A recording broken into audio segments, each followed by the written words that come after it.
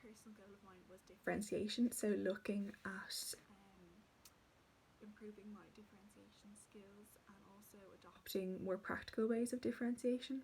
So in the past I found that in the evenings I've been spending loads of time making different resources, making differentiated worksheets and things like that. But because this 10-week block I think will be more realistic in terms of what teaching will be like after college, I think it's a good time to try and adopt more practical ways. You won't always have the time to be making these extra resources. Obviously, I will continue to do that where necessary, but I'm just going to try and adopt more practical ways as well. So one of the ways I was thinking of adopting practical methods was conferencing. So planning my conferences with children, specifically with subjects like English and maths, I think this works best with. So having obviously a small group and conferencing with them on a certain aspect of the topic you're teaching. And then also planning the division of your time within a lesson. So planning who you're going to give your time to in your specific lesson and what you're going to do with them. So I think planning this in advance is just a good way of maximising your time. So there are two practical ways. Another way I was thinking was to use a lot of low threshold, high ceiling tasks.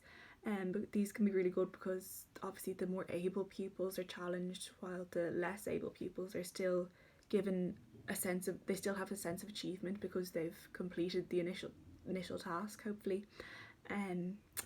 But also at the same time the more able pupils are challenged. So I'm going to try and incorporate a lot of these activities into my lessons, which I think will help because you're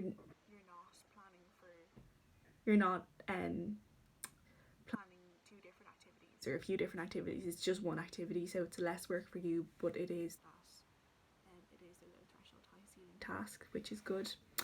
And I'm going to look at a few smarter ways as well, just like in the junior classes, in the infant classes especially, like drawing or using concrete materials to show your answers rather than writing them, maybe for some pupils.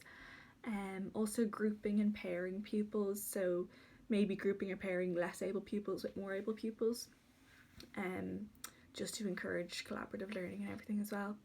And then I will also be working a lot with resource teachers, so planning a lot with them, and this will give me a good sense of the levels of the different pupils with extra needs.